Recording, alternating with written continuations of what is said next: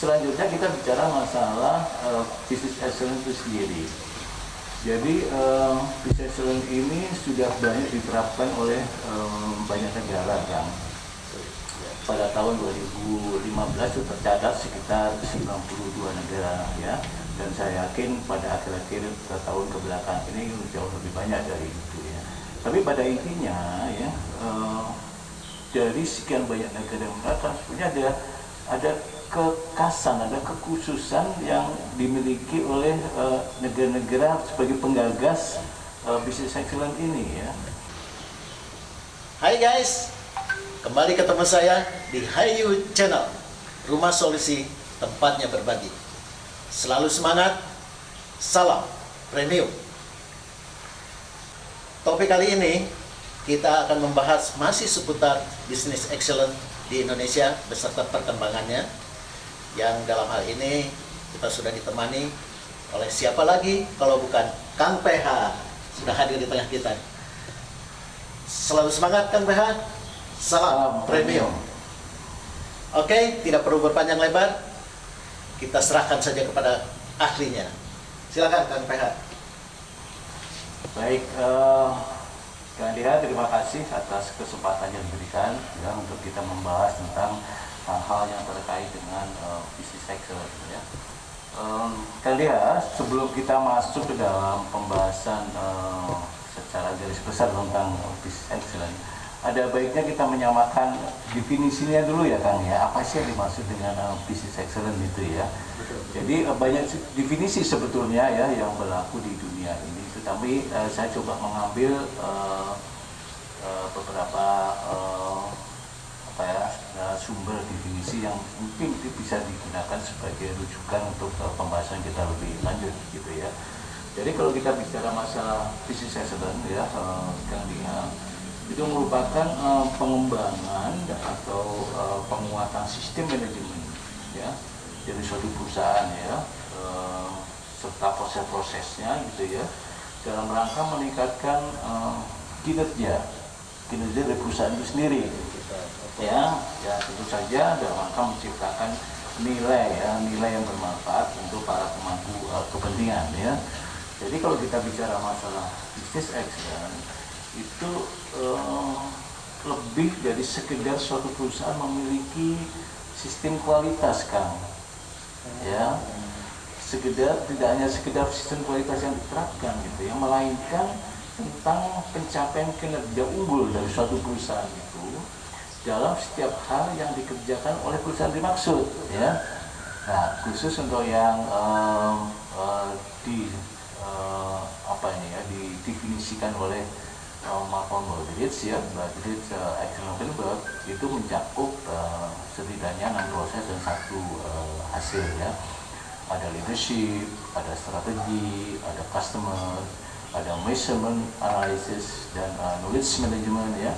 Kemudian ada human resource, kemudian ada proses atau operation. Sedangkan kategori 7-nya bicara masalah result atau hasil-hasil dari proses itu sendiri. Itu adalah cakupan dari business excellence. Sementara kinerja unggul itu apa sih gitu loh. Yang ingin dicapai oleh bisnis itu kan kinerja unggulnya sebetulnya kan. Definisi secara umum adalah suatu pendekatan yang terintegrasi ya, dalam pengelolaan kinerja perusahaan yang menghasilkan paling tidak 3 hal kan ya. Yang pertama itu adalah peningkatan nilai bagi pelanggan. Ini penting ya, peningkatan nilai bagi pelanggan dan para pemangku kepentingan serta berkontribusi terhadap keberhasilan perusahaan ya. Jadi arahnya ke pelanggan, ke pemangku kepentingan secara umum, kemudian dalam rangka tadi ya untuk berkontribusi dalam keberhasilan perusahaan. Itu yang pertama. Kemudian yang kedua adalah meningkatkan efektivitas dan kapabilitas dari suatu perusahaan ya. Ini penting ini ya, efektivitas dan kapabilitas perusahaan itu, karena dari situlah kita bisa mengetahui tingkat kinerja dari suatu perusahaan ya. Kemudian yang ketiga adalah ya ini kan, ini bagian dari kondisi improvement ya. kalau kita belajar dulu itu PDCA lah ya, plan, do, check, and action gitu ya. Pembelajaran dulu ya. Zaman GKN dulu lah gitu ya. Nah, ini masih diakomodasi ini di business excellence ini, karena itu menjadi improvement adalah sesuatu kebutuhan ya, sejalan dengan perubahan-perubahan bisnis yang ada di luar kan. Ya, jadi yang ketiga adalah pembelajaran berkelanjutan bagi perusahaan dan tenaga kerja ya. Lagi-lagi dalam rangka apa? Adalah dalam rangka memberikan nilai yang terbaik bagi pelanggan dan para pemangku kepentingan ya. Itu adalah definisi-definisi yang coba kita sepakati dulu ya kan ya, supaya kita ketika membahas atau mendalami tentang bisnis excellence lebih lanjut, ini kita jadikan referensi kan gitu ya. Baik, selanjutnya kita bicara masalah bisnis excellence itu sendiri. Jadi bisnis excellence ini sudah banyak diterapkan oleh banyak negara kan. Pada tahun 2015 itu tercatat sekitar 92 negara ya, dan saya yakin pada akhir-akhir tahun kebelakang ini jauh lebih banyak dari itu ya.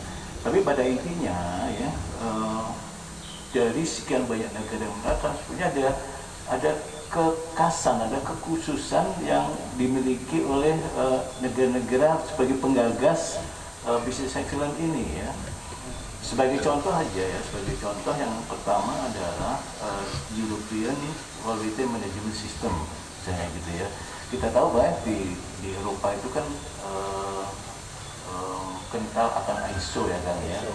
ISO itu lahirnya di sana kan ya, Indonesia. Sehingga ketika bisnis excellence diterapkan di Eropa, itu banyak sekali mengadopsi atau memasukkan unsur ISO ke dalam pengelolaan bisnis itu sendiri gitu ya.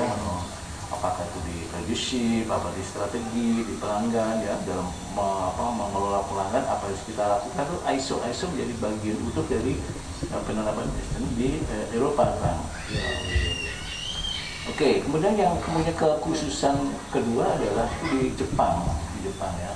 Kita tahu bahwa Jepang ini concern sekali dengan quality ya kan ya. Kita tahu ada TQC ya, Total Quality Cycle, atau QCC ya, Quality Cycle itu sendiri. Dan yang di kita banyak dikenal sebagai IKM itu kan, ya, IKM. Tugas kita mutu tadi ya, yang kita bahas sebelumnya ya.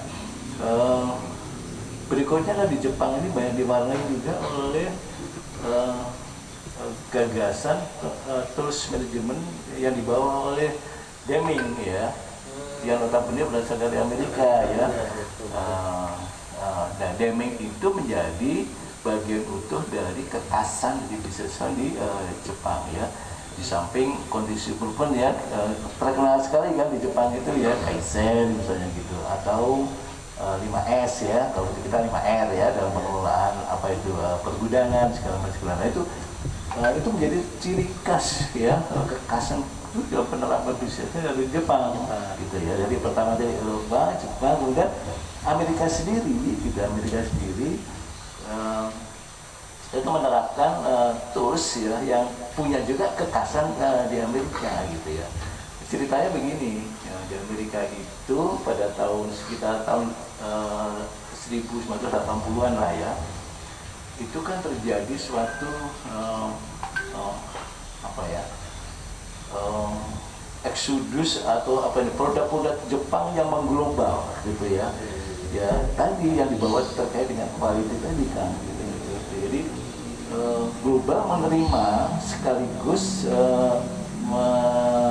menggunakan produk-produk Jepang gitu karena berkualitas gitu kan, termasuk juga di Amerika. Nah, di Amerika ini menjadi sesuatu tantangan yang luar biasa, sehingga pada tahun 1980 itu Presiden Ronald Reagan pada saat itu memerintahkan, karena ada suatu statement yang fenomenal dari beliau, if Japan can, why we cannot? Kalau Jepang bisa, kenapa kita tidak gitu loh. Ya, dengan semangat itu maka diperintahkan kepada salah satu sekretaris Departemen Perdagangan ya, namanya Pak Badris ya, betul ya Pak Badris ya.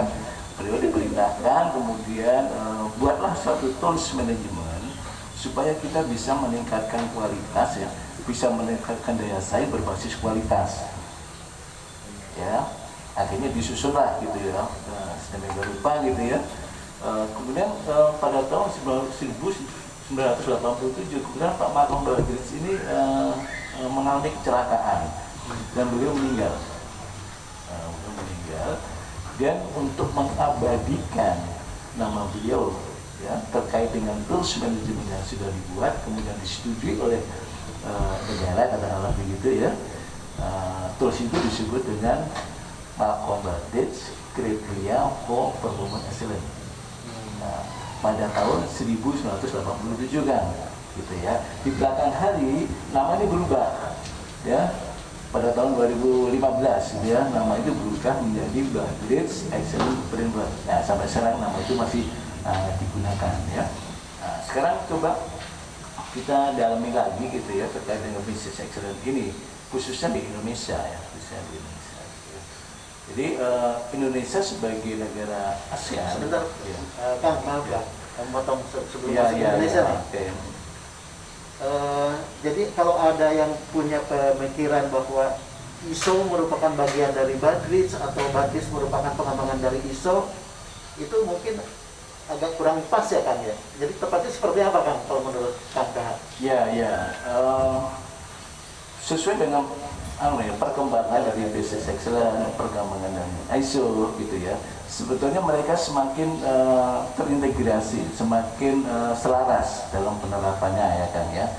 Kita tahu pada awal-awal ISO diterapkan itu kan kita tidak bicara masalah, tidak terlalu banyak bicara masalah ukuran-ukuran ya, keberhasilan ya, keberhasilan. Jadi Proses semata betul proses ya, tulis apa yang kamu kerjakan kamu yang tulis kan begitu ya. Itu aja pergerakannya. Tapi pengukuran atas keberhasilan apa yang dikerjakan tadi itu tidak terlalu nampak. Ya, tidak terlalu nampak. Nah, dalam perkembangannya ISO itu mulai, contoh misalnya ISO 9001/2015 di kasus 9 dan 10 kan sudah ada tuh ya, ada pengukurannya, ada improvementnya. Nah, itu sebetulnya inline dengan Baldrige gitu ya. Nah, Baldrige sendiri di dalam proses kategori 6 gitu ya, itu juga mengakomodasi ISO sebagai proses yang selayaknya untuk diacu gitu ya, untuk menunjukkan tingkat kematangan suatu perusahaan dalam mengelola proses-proses yang ada gitu ya, gitu. Jadi kalau menjadi tidak tepat kalau kita mengatakan bahwa satu menjadi bagian yang lain, tidak. Saya pikir ya itu adalah satu alignment antar sistem ya manajemen yang bergerak yang pada ujungnya itu bersama-sama diterapkan dalam rangka meningkatkan daya saing dan keberhasilan perusahaan itu kan. Clear lah, sekarang mudah-mudahan terjawab nih confuse yang terjadi di sebagian teman-teman terutama pemula penggiat ini kan. Silakan lanjutkan yang tentang implementasi perkembangan itu di Indonesia kan? Ya, Indonesia saya katakan tadi Indonesia bagian dari ASEAN ya.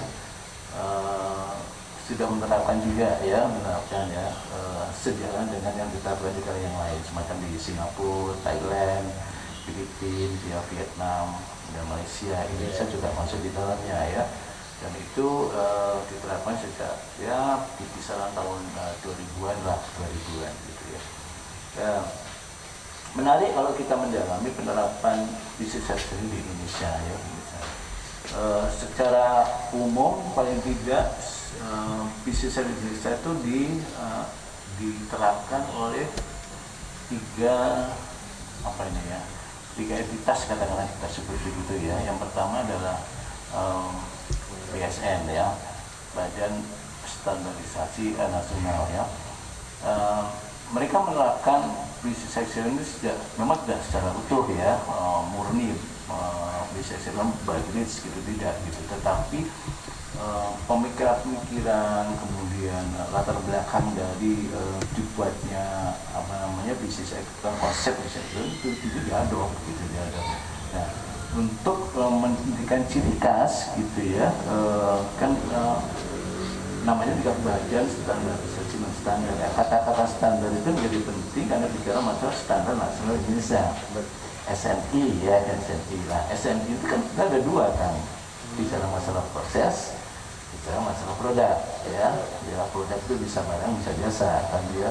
Nah terkait dengan proses, BSN melalui SNI itu mengadop ISO. Nah ini pertanyaan yang tadi, kenapa ISO dan Bagrit itu sebetulnya seiringan ya gitu ya. Terbukti kan ketika BSN menerapkan itu gitu ya, menerapkan SNI Mode gitu ya, itu mengadop Bagrit, di dalamnya ada kecirian, ada ya kekasan, yaitu terkait dengan ISO ya. Dalam istilah di BSN itu adalah ISO SNI gitu kan, ISO SNI proses yang mengadopsi ISO sekaligus mengadop Bagrit untuk kerangka penilaian SNI Award gitu ya. Itu kan, itu yang pertama. Yang kedua adalah yang concern itu sebenarnya Kementerian BUMN. Ya, Kementerian BUMN dalam menerapkan Business Excellence ini membentuk forum yang namanya Forum Excellence BUMN. Ya. Yang Kementerian BUMN itu dibentuk sekitar tahun 2005 ya, sekitar itulah 2005. Di mana pada saat itu penerapan Business Excellence itu murni menerapkan apa adanya dari Bagrit sini. Ya, murni ya. Itu dari sisi bagaimana melaporkan penerapan Business Excellence suatu perusahaan yang dituangkan dalam suatu dokumen aplikasi itu murni betul-betul mengacu pada Bagrit ya, termasuk scoring guideline-nya dan sebagainya gitu ya. Dalam perkembangannya FEB ini mencoba melakukan adopsi dan adaptasi dari konsep Bagrit ya. Itu di tahun 2012 kan di awalnya ya. Di tahun 2012 itu dibuatlah yang namanya KPK.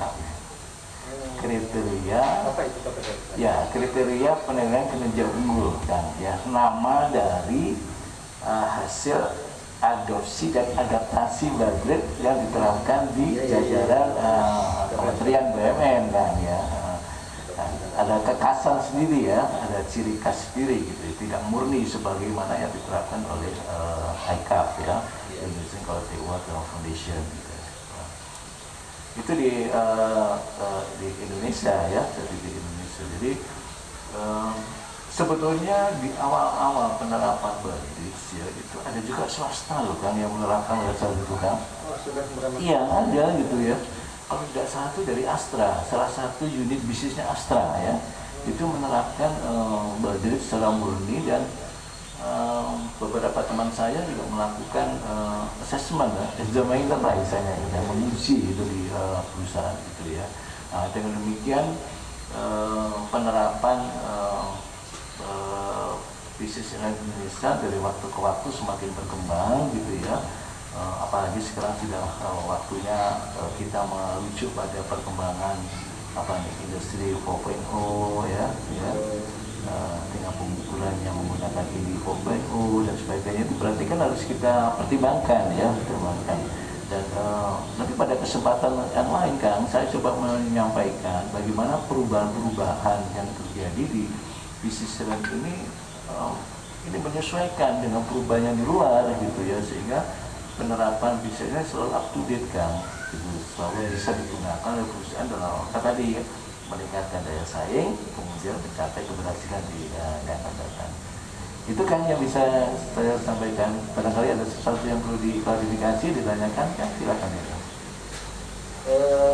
Mungkin untuk sesi kali ini kelihatannya sudah ada pencerahan lah tentang perjalanan Bagrit masuk ke Indonesia, kemudian muncul istilah di Indonesia itu menjadi diadop dan kemudian diadaptasi menjadi KPK, berarti sudah sedemikian besar kepercayaan perhatian pemerintah khususnya Kementerian BUMN untuk baiklah Kang PH, terima kasih sudah menyampaikan itu semua. Tetap semangat, salam premium. Salam premium. Guys, terima kasih sudah menyaksikan video ini sampai selesai. support kami dengan menekan tombol subscribe dan jangan lupa mengisi kolom komentar.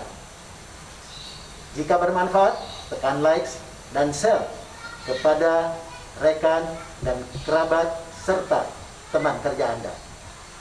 Selalu semangat, salam Premium.